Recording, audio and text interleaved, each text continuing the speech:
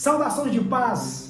Que bom ter você aqui comigo nesse exato momento. Para mim é um prazer ter você aqui assistindo esse vídeo comigo. Hoje nós vamos tentar trazer uma interpretação sobre um versículo pouco falado, muito polêmico e que na maioria das vezes dá base para dogmas de religiões cristãs. Eu estou falando do capítulo 19 do livro de João, a partir do versículo 26, quando vai falar do contexto da crucifixão de Cristo. O texto diz para nós que quando Jesus é colocado na cruz para ser crucificado, juntamente com ele está a sua mãe, o discípulo que ele ama e algumas outras mulheres e também a irmã da sua mãe, na verdade, a tia de Jesus ou Cristo. No versículo 26, nós temos a seguinte expressão: vendo Jesus, a sua mãe e junto dela o discípulo amado, disse: mulher, eis aí o teu filho. Depois disse ao discípulo: eis aí a sua mãe. Dessa hora em diante, o discípulo a tomou para casa. Então é sobre esse versículo que eu quero fazer uma reflexão bíblica e teológica nesse exato momento. Pois bem, então vamos primeiro para a primeira linha de interpretação desse versículo. Nós temos aí, no século IV, algumas pessoas que vão atestar que esse versículo dá-nos base para afirmar sobre o dogma do catolicismo, sobre a virgindade perpétua de Maria. Que Maria foi virgem antes da concepção de Jesus, durante a concepção de Jesus e após o nascimento de Jesus ela continuou virgem. E esse versículo é usado, juntamente com outros versículos, para atestar essa virgindade perpétua. Os propagadores dessa tese algumas pessoas do século IV, chamado Atanásio, Epifânio e Hilário. Eles afirmam que esse versículo dá base para a virgindade perpétua de Maria. Porque a ideia deles é o seguinte: olha, se Maria teve outros filhos, irmão de Jesus, como atesta outros textos bíblicos, e onde estavam esses irmãos de Jesus quando ele está sendo crucificado e Jesus precisa dizer para João pegar essa Maria, mãe de Jesus, e tomar conta dela? A outra visão é a exegese católica, que vai dizer que a ideia do texto é que Maria é que vai cuidar de João e não João cuidar de Maria. A visão dessa ideia é que Maria agora é a representante legal da igreja. Isso é uma citação pelo próprio J.A. Casso, que cita essa visão católica. Pois bem, sobre esse texto, nós queremos primeiro fazer algumas ponderações. Primeiro, nós vamos falar sobre a possível ideia dos irmãos de Jesus. O livro de João, nesse próprio livro nós estamos falando sobre esse texto. No capítulo 7, no versículo 5, vai dizer que os irmãos de Jesus não criam no que Jesus fazia. Os irmãos de Jesus hostilizavam os meios que Jesus usava. Então eles eram descrentes sobre os atos de Jesus ou Cristo. A segunda possibilidade é que no capítulo 2 desse mesmo livro, quando vai falar sobre as bodas de Caná, os irmãos de Jesus e Maria moram numa cidade chamada Cafarnaum. Então a ideia é que Jesus, quando ele sobe para Jerusalém, os seus irmãos não vão com ele, mas os seus irmãos ficam em Cafarnaum. Então ele sobe para Jerusalém com sua mãe. Porque é bem provável, nós não temos um texto bíblico para afirmar, mas segundo a construção dos diálogos nos evangelhos sinóticos, bem provável que o marido de Maria, por nome José, que era supostamente o pai terreno de Jesus, já estava morto. E por ele estar morto, Jesus, como primogênito, assume a responsabilidade familiar. Então nós temos os irmãos de Jesus, que é mais novo do que ele, ficaram em Cafarnaum por causa que não cria no que Jesus fazia, e Jesus sobe então para Jerusalém com a sua mãe. Então nós temos lá no livro de Atos dos Apóstolos, o texto que vai dizer que Tiago, que é um dos irmãos de Jesus, que preside o Concílio de Jerusalém, e em 1 Coríntios capítulo 15, versículo 7, diz para nós que Jesus, após a sua ressurreição, ele aparece a Tiago, e aí há uma conversão de Tiago a Cristo, e a partir daí, esse Tiago começa a atuar como um líder do concílio de Jerusalém. Então a ideia seria, Jesus tem irmãos, porque nós temos textos, tanto nos evangelhos sinópticos, como no próprio evangelho escrito por João, que atesta que Jesus tem irmãos. Então, há possibilidade de Maria estar ali com Jesus sozinha, porque esses irmãos não criam no ministério de Cristo.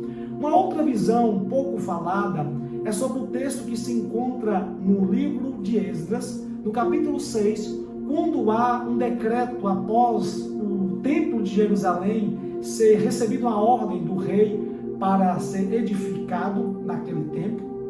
E esse templo tinha essa ordem da seguinte maneira: quem levantasse qualquer palavra contra o templo ou lançasse alguma maldição contra o templo, seria incorrido num pecado capital, e essa pessoa deveria ser pendurada no madeiro. Então essa visão aí também é uma base para dizer o motivo de Jesus estar só justamente com Maria. E no texto de Êxodo, capítulo 6, diz o seguinte também, que a pessoa que lançasse palavra contra o templo, que era um pecado capital, deveria arrancar-se a trave da sua casa, e nessa própria trave deveria se crucificar, ou colocar essa pessoa pendurada no madeiro. Uma outra referência sobre ser pendurado no madeiro se encontra em Deuteronômio, capítulo 21, onde diz que aquele que fosse colocado no madeiro seria amaldiçoado. Então, o próprio Paulo, em Gálatas, capítulo 3, versículo 13, vai atestar essa ideia que Jesus foi colocado no madeiro como alguém que foi amaldiçoado. Ok? Eu acredito que aqui você já entendeu. Então, nós vamos partir para outras possibilidades de interpretações desse texto. Então, nós temos aí, eu já falei sobre a visão dos católicos romanos, e agora nós vamos olhar para esse texto, como alguns atestam, como uma visão simbólica, ou um simbolismo que o texto está querendo representar.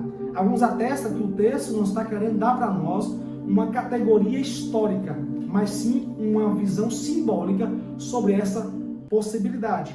Então nós temos aí um famoso escritor chamado Bultmann, que ele vai dizer o seguinte: olha, João ele representa o cristianismo gentílico e Maria representa o cristianismo judaico.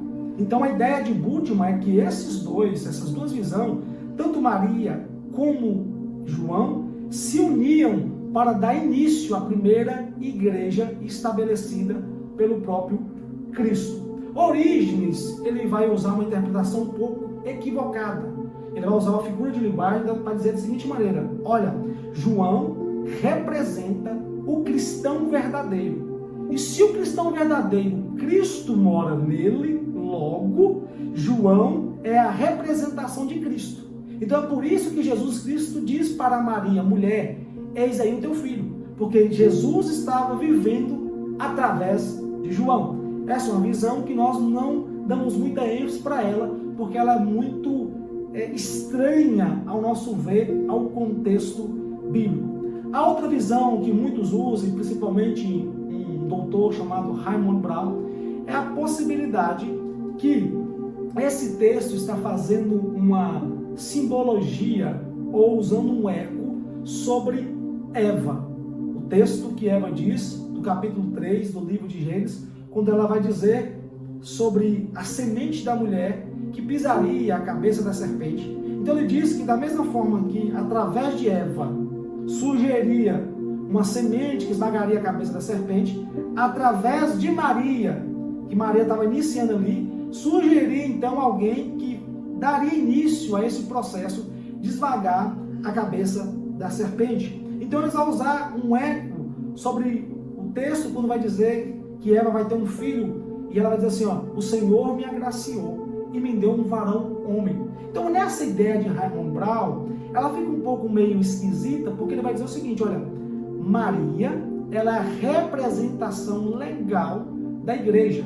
Então Maria, ela recebe a autoridade para ela ser mãe da igreja cristã, ou da igreja que se inicia em Cristo. E Maria seria então essa mãe que estaria unida com o próprio Cristo. Só que nós vamos ter textos bíblicos que vão dizer que Jesus tem uma noiva e a noiva de Cristo é a igreja. Nós não temos uma possibilidade que a mãe do Salvador seja a sua própria esposa, numa figura de linguagem. Então o texto não se sustenta por aí. Então, como nós devemos trazer uma conclusão sobre esse devido texto? Como é que nós devemos falar sobre esse texto? Ambrósio também disse que Maria é a própria igreja.